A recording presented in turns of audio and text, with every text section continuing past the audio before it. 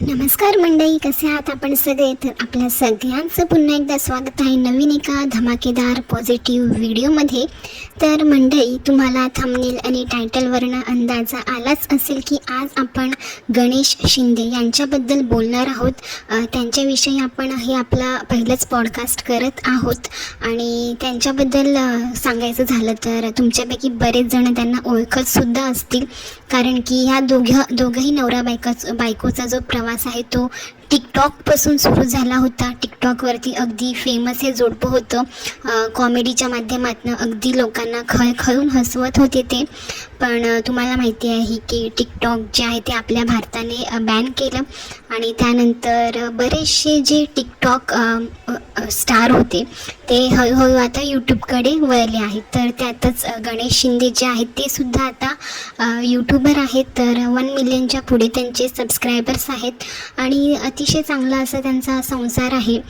2 मुली आहेत त्यांना, नवरा बायको, परत त्यांची आई आणि बहिणीसुद्धा आहेत त्यांच्या. तर सुंदर असं कुटुंब आहे त्यांचं.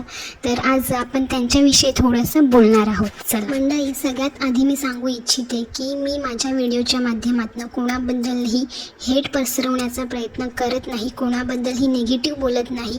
हां, पण काही गोष्टी जर मला खटकल्या किंवा आपल्याला कमेंटच्या माध्यमातून सुद्धा कळतात काही निगेटिव्ह गोष्टी, तर त्याच निगेटिव्ह गोष्टी अगदी चांगल्या वेने मी सांगण्याचा प्रयत्न करत असते. नाहीतर थोडंसं काही बोललं की लगेच त्या आपल्या ज्या महामाया मावशा आहेत त्या लगेच उठून येऊन बोलतात. तर त्यांच्यासारखं तर अजिबात आपलं काम नाही आहे. मी अगदी निगेटिव्ह गोष्टीसुद्धा पॉझिटिव्ह वेने समजावून सांगत असते, जे काही ब्लॉगर्स लोक आहेत त्यांच्यासाठी आणि आपल्या इतर सगळ्या मंडळींसाठी सुद्धा. तर चला आजच्या व्हिडिओला आपण सुरुवात करूया. तर जसं टिकटॉक बंद झालं तसं हे दोन्ही जोडपं जे आहे ते यूट्यूबवरती आलं. यूट्यूबमध्ये त्यांना सुरुवातीला खूप स्ट्रगल करावं लागलं. सुरुवातीची त्यांची जी आर्थिक परिस्थिती आहे तीसुद्धा खूप बिकट होती आणि जेव्हा त्यांनी त्यांच्या बायकोच्या डिलिव्हरीसाठी यूट्यूबचे जे काही त्यांचे सबस्क्रायबर्स आहेत त्यांच्याकडनं काही मदत मागितली होती, आर्थिक मदत. तर त्यानंतरसुद्धा त्यांचा तो व्हिडिओ खूप व्हायरल गेला होता. प्रचंड प्रमाणात त्यांना मदतसुद्धा भेटली होती आणि तिथून त्यांचा जो प्रवास आहे, म्हणजे त्यांची दुसरी मुलगी झाल्यानंतरचा जो प्रवास आहे तो त्यांचा अगदी बोलतात ना उंचावर असा वाढत गेला. हळूहळू त्यांचे व्हिडिओज जे आहेत ते व्हायरल होत गेले आणि मग ते सुद्धा अगदी जोमाने कामाला लागले आणि खूप सुंदर सुंदर कॉमेडी व्हिडिओज ते करत होते आणि खूप छान लोकांचा रिस्पॉन्स, प्रेम त्यांना मिळत होतं. पण रिसेंटली आपण मध्यंतरी बघितलं होतं की त्यांना इतक्या म्हणजे नेगेटिव्ह कमेंट्स येत होत्या, खूप ट्रोलिंग झालं त्यांच्यावरती आणि त्यांची जी बायको आहे तर तिलासुद्धा म्हणजे तिच्या दिसण्यावरनं, रंगरूपावरनं ट्रोल करण्यात आलं. खूप नको ते तिला बोलण्यात आलं आणि त्यांचं जे काही घर आहे, त्यांनी सुरुवातीला त्यांचं खूप लहान घर होतं आणि त्यानंतर जसं त्यांची ग्रोथ होत गेली तसं त्यांनी नवीन घर बांधलं. तर त्याच्यावरनं सुद्धा त्यांना ट्रोल केलं की तू बायकोला जे काही पैसे मागितले होते बायकोच्या डिलिव्हरीसाठी त्याच पैशातनं तू तुझं घर बांधलं, आता आम्हाला आमचे पैसे परत करा.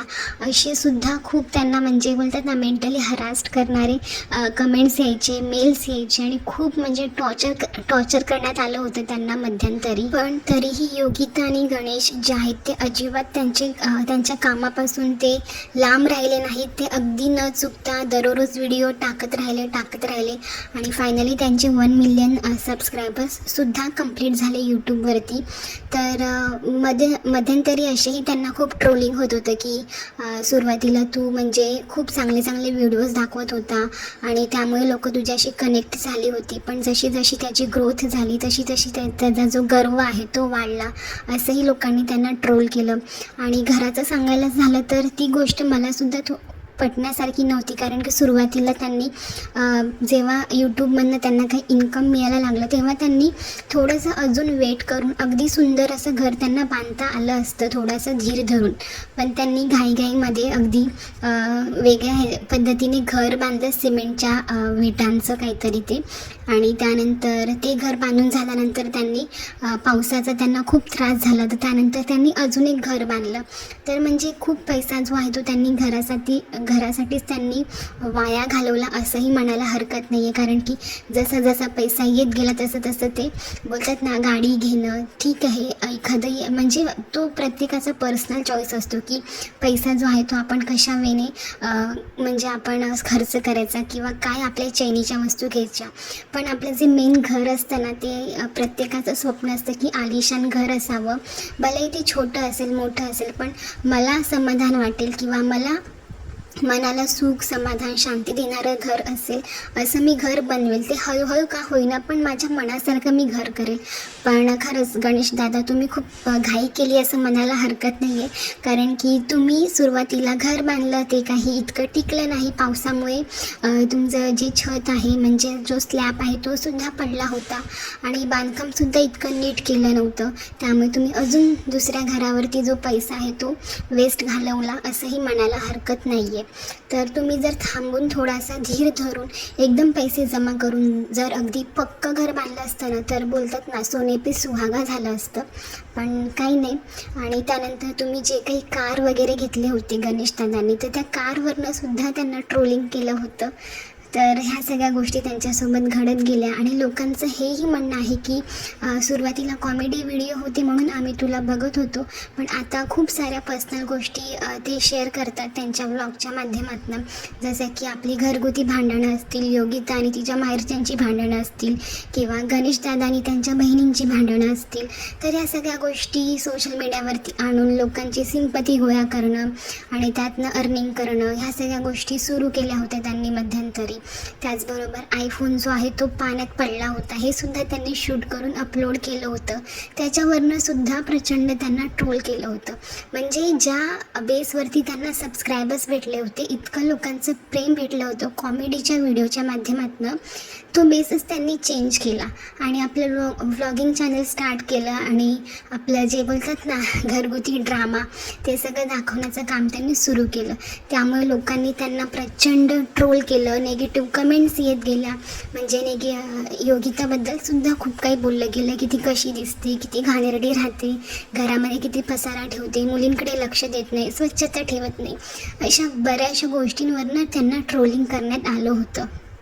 म्हणजे काही गोष्टी ज्या आहेत ना, त्यांना कमेंट्सच्या माध्यमातून जे लोक सांगत होते, सजेशन्स देत होते, ते अगदी योग्य होते आणि पटण्यासारखे होते. पण काही लोक अगदी म्हणजे खालच्या लेवलला जाऊन त्यांना घाणेरड्या कमेंट्स करणं, त्यांच्यावरती जळणं, ह्या सगळ्या गोष्टीसुद्धा सुरू होत्या. त्यानंतर गणेश दादांना कळलं की आपला जो मेन बेस आहे कॉमेडीचा तो आपण सोडला आणि आपला जो मेन ऑडियन्स आहे तो सुद्धा आपल्याकडनं सुटत चाललेला आहे. त्यामुळे त्यांनी ठरवलं की आता पर्सनल गोष्टी दाखवणं किंवा घरातल्या गोष्टी दाखवणं बंद करून आपण आता आपले कॉमेडीचे व्हिडिओ किंवा समाजप्रधान विषयावरतील काही अशा ज्या काही गोष्टी आहेत त्याच्या माध्यमातून सोशल अवेअरनेस करणं, अशा गोष्टी दाखवण्याचं काम त्यांनी आता सुरू केलेलं आहे.